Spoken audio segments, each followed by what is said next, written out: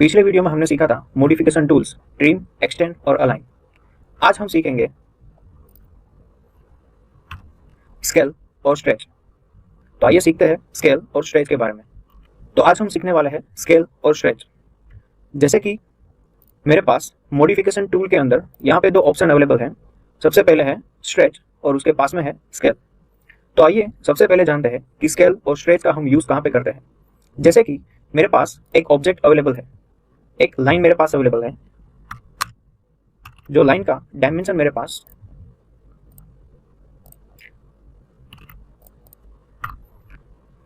जो लाइन में ड्रॉ कर रहा था वहाँ पे मेरा ऑर्थो ऑफ था, इसलिए लाइन सीधी ड्रॉ नहीं हुई। तो अब मैं लाइन ड्रॉ करूँगा और 3 मीटर एंटर करूँगा। तो आप देख सकते हैं कि यहाँ पे जो लाइन है वो एग्जैक्टली 3 मीटर की ड्रॉ हो चुकी है।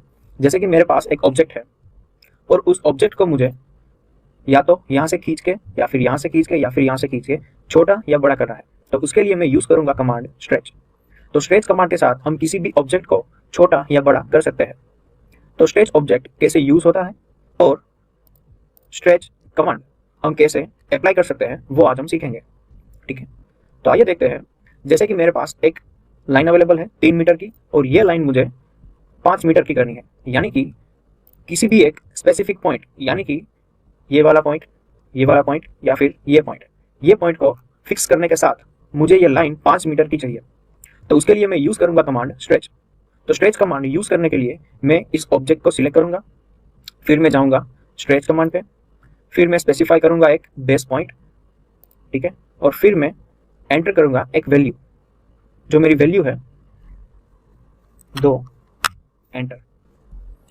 तो यहाँ पे मेरे पास एक लाइन अवेलेबल है, जो लाइन का डायमेंशन है 3 मीटर और मेरे पास एक शेप अवेलेबल है, वो है 3x3, यानी कि एक स्क्वायर मेरे पास अवेलेबल है। तो हम यहाँ पे यूज़ करेंगे स्ट्रेच कमांड। जैसे कि ये जो लाइन है उस लाइन का डायमेंशन है 3 मीटर। तो अगर मुझे ये डायमेंशन चाहिए 5 मीटर, यानी कि मुझे यहाँ से या फिर यहाँ से या फिर मिडल से स्ट्रेच करना है 2 मीटर का। तो आइए देखते हैं किस तरह से हम कर सकते हैं। तो सबसे पहले मैं जाऊँगा स्ट्रेच पे, फिर मैं एक सिलेक्शन विंडो लूँगा। ठीक है, फिर मैं करूँगा एंटर, फिर मुझे एक पॉइंट स्पेसिफाई करना है। ठीक है, और उस पॉइंट के साथ वैल्यू एंटर करनी है 2 और एंटर। तो आप देख सकते हो कि जो स्ट्रेच कमांड है वो यहाँ पे मैं अप्लाई कर सकता हूँ। एक और चीज़ हम देखते हैं। जैसे कि अगर मैं यहाँ पे ये जो ऑब्जेक्ट है, डायरेक्ट उस ऑब्जेक्ट को मैं सिलेक्ट करता हूँ और स्ट्रेच कमांड लेता हूँ और फिर वहाँ पे मैं वैल्यू इनपुट करता हूँ। जैसे कि ये मैंने ले लिया स्पेसिफिक एक पॉइंट जो मुझे फिक्स करना है और फिर मैंने लिया 2, एंटर। तो इस तरह से भी मैं ये यूज़ कर सकता हूँ। ठीक है, एक और चीज़ हम देखनी है। तो यहाँ पे जो मेरे पास एक शेप अवेलेबल है 3x3 का, तो ये शेप मुझे बड़ा करना है। तो यहाँ पे मैं वापस जाऊँगा स्ट्रेच कमांड पे, फिर मैं जाऊँगा सिलेक्शन विंडो पे। तो जब आप सिलेक्शन विंडो का यूज़ करते हैं तो आपको ये ध्यान रखना है कि जब आप सिलेक्ट करें किसी भी ऑब्जेक्ट को स्ट्रेच करने के लिए, तो वो एग्जैक्टली विंडो में एंटर होना चाहिए, यानी कि वो पूरा का पूरा जो शेप है वो वहाँ पे इंसर्ट हो जाना चाहिए। या फिर यहाँ पे अगर आप इस तरह से सिलेक्ट करोगे तो सिर्फ और सिर्फ ये पॉइंट ही स्ट्रेच होगा। जैसे कि यहाँ पे मैंने जो विंडो लिया है, एक और बार मैं लेता हूँ, ये मैंने विंडो सिलेक्ट किया। ठीक है, यानी कि जो ये पॉइंट है वो ही उस विंडो के अंदर इंसर्ट हुआ था। ठीक है, और फिर मैं करूँगा एंटर और फिर मैं यहाँ से स्पेसिफाई करूँगा। तो आप देख सकते हो कि जो स्ट्रेचिंग हो रही है वो सिर्फ और सिर्फ उसी पॉइंट की हो रही है।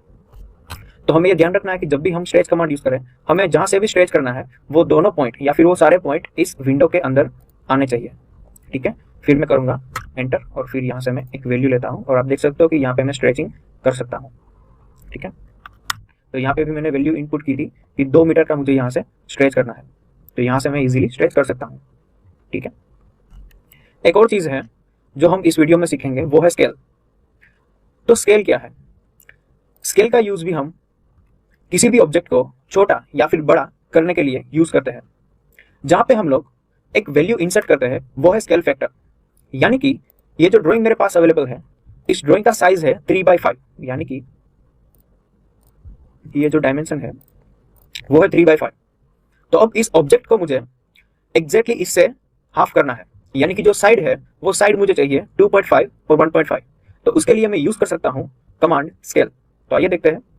ये हो गया स्केल, फिर मैंने ऑब्जेक्ट सिलेक्ट किया, फिर मैं करूँगा एंटर, फिर मुझे एक बेस पॉइंट सिलेक्ट करना है, यानी कि एक पॉइंट फिक्स करना है। तो उस पॉइंट के साथ मैं यहाँ पे इस ऑब्जेक्ट को मल्टीप्लिकेशन फैक्टर के साथ हाफ भी कर सकता हूँ, डबल भी कर सकता हूँ, 10 टाइम्स मोर भी कर सकता हूँ, यानी कि जो भी यहाँ पे हम मल्टीप्लिकेशन फैक्टर एंटर करेंगे, हम यहाँ पे 10 इनपुट करेंगे तो वो 10 गुना हो जाएगा, हम यहाँ पे 1/2 इनपुट करेंगे तो वो एग्जैक्टली छोटा हो जाएगा, हाफ हो जाएगा।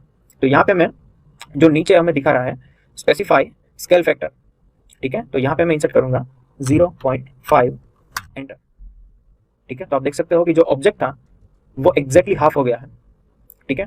एक और चीज है, जैसे कि मैं अभी यहाँ पे स्केल सिलेक्ट किया, फिर मैंने इस ऑब्जेक्ट को सिलेक्ट किया, फिर मैंने एंटर किया, फिर मुझे एक स्पेसिफाई करना है कि बेस पॉइंट यानी कि एक फिक्स पॉइंट है वो कौन सा रहेगा। वापस में जाऊंगा यहाँ पे, फिर मेरे पास आप देख सकते हो कि नीचे 2 ऑप्शन अवेलेबल है, एक है कॉपी और एक है रेफरेंस। तो यहाँ पे अगर मैं कॉपी सिलेक्ट करता हूँ यानी कि सी एंटर, तो अब एक ऑब्जेक्ट यहाँ पे रेडी होगा जो हमें एक मल्टीप्लिकेशन फैक्टर के साथ दिखाई देगा, और जो हमारा बेसिक ऑब्जेक्ट है यानी कि जो हमारा डिफॉल्ट ड्राइंग है जिसको हम स्केल फैक्टर के साथ कुछ मॉडिफाई कर रहे हैं, तो वो ऑब्जेक्ट भी वहां पे रहेगा। जैसे कि यहाँ पे मैं एंटर करता हूँ वैल्यू 2 और एंटर, तो आप देख सकते हो कि मेरे पास जो पुराना ऑब्जेक्ट था वो भी अवेलेबल है, और एक नया ऑब्जेक्ट जो मैंने स्केल यूज करने के बाद ड्रॉ किया है वो भी अवेलेबल हो गया है, ठीक है। तो इस तरह से हम लोग यूज कर सकते हैं स्ट्रेच और स्केल। एक और चीज है, जैसे कि मेरे पास एक लाइन है और वो लाइन है 2 मीटर की, एंटर, ठीक है। तो यहाँ पे हम देखेंगे डायमेंशन में लीनियर में 2 मीटर, ठीक है। अब मुझे ये लाइन चाहिए 9 मीटर की, या फिर ये लाइन मुझे चाहिए 17 मीटर की। तो अब यहाँ पे मैं स्केल यूज करूंगा, लेकिन वहां पे मेरे पास एक स्पेसिफिक स्केल फैक्टर नहीं है। तो उसके लिए मैं किस तरह से स्केल फैक्टर यूज करता हूं, आइए देखते हैं। जैसे कि ये लाइन है, इसको मुझे स्केल करना है, फिर मैंने एक बेस पॉइंट, मुझे एक फिक्स पॉइंट स्पेसिफाई करना है, मैंने ये सिलेक्ट किया। फिर हमारे पास मल्टीप्लिकेशन फैक्टर अवेलेबल नहीं है क्योंकि मेरी जो डिजायर लेंथ है वो है 17, यानी कि एक इक्वेशन क्रिएट होगा कि ये जो लाइन है 2 मीटर की, तो अब मैं 2 को कितने से मल्टीप्लाई करूं ताकि जो लाइन है वो 17 मीटर की हो। तो उसके लिए मेरा जो मल्टीप्लिकेशन फैक्टर है वो होगा 17 डिवाइडेड बाई 2, ठीक है। तो यहाँ पे जो फैक्टर है स्केल फैक्टर, वहां पे मैं एंटर करूंगा 17 डिवाइडेड बाई 2 एंड एंटर। तो आप देख सकते हो कि जो लाइन है वो हो गई है मेरी 17 मीटर की, ठीक है। तो इस तरह से भी हम लोग स्केल यूज कर सकते हैं, ठीक है। तो ये जो स्केल कमांड है और स्ट्रेच कमांड है वो हम लोग यूज करेंगे किसी भी ड्राइंग को एक परफेक्ट जो हमारे पास शेप अवेलेबल है उसके अंदर इंसर्ट करने के लिए, या फिर हमारे पास सपोज एक विंडो या फिर लेआउट अवेलेबल है तो उस लेआउट के अंदर एक ऑब्जेक्ट को सेट करने के लिए भी यूज कर सकते हैं। एक और बार देखते हैं, जैसे कि यहाँ पे मेरे पास 2 ऑब्जेक्ट अवेलेबल है, एक सर्कल और एक रेक्टेंगल।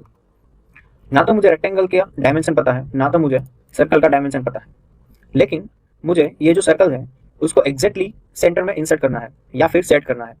तो अगर मैं ये शेप को वहां पे मूव करूंगा तो आप देख सकते हो कि वो थोड़ा बाहर निकल जाएगा, लेकिन मेरी जो रिक्वायरमेंट है वो ये है कि ये जो सर्कल है वो एग्जैक्टली इसके अंदर एंटर हो जाए या फिर इसके अंदर एग्जैक्टली ड्रॉ होके पूरा एक ड्राइंग प्रिपेयर हो जाए। तो उसके लिए मेरे पास एक फैसिलिटी है वो है स्केल। तो स्केल के साथ हम किसी भी ड्राइंग को एक डिजायर आउटपुट के अंदर या फिर एक डिजायर शेप के अंदर इंसर्ट कर सकते हैं। जैसे कि मैंने यहाँ पे स्केल सिलेक्ट किया, फिर ये ऑब्जेक्ट मैंने सिलेक्ट किया, फिर मैं करूँगा एंटर, फिर मुझे देना है एक बेस पॉइंट, तो ये मैंने बेस पॉइंट दे दिया। फिर मुझे जाना है रेफरेंस पे क्योंकि ये मेरा रेफरेंस है, तो मैं जाऊँगा रेफरेंस यानी कि आर, एंटर। फिर मुझे स्पेसिफाई करना है कि कहाँ से, यानी कि यहाँ से यहाँ तक का जो ऑब्जेक्ट है वो मुझे स्केल के साथ चेंजेस करना है, ठीक है। तो फिर मैं जाऊँगा पॉइंट्स, जो मुझे यहाँ पे नीचे दिख रहा है पॉइंट्स, तो पी एंटर। तो जैसे ही मैं पी एंटर करता हूँ मुझे फिर पॉइंट स्पेसिफाई करना है, फर्स्ट पॉइंट और उसके बाद सेकंड पॉइंट, ठीक है। तो अब आप देख सकते हो कि अगर मैं इस ऑब्जेक्ट को मूव करूंगा तो वो एग्जैक्टली वहां पे सेट हो जाएगा, आप देख सकते हो, ठीक है। तो अगर हमारे पास किसी भी ऑब्जेक्ट का डायमेंशन अवेलेबल नहीं है, फिर भी हम किसी भी ऑब्जेक्ट को एक ऑब्जेक्ट के अंदर इंसर्ट करना चाहते हैं, तो हम स्केल का यूज कर सकते हैं, ठीक है। तो आज के वीडियो में हमने सीखा स्केल और स्ट्रेच।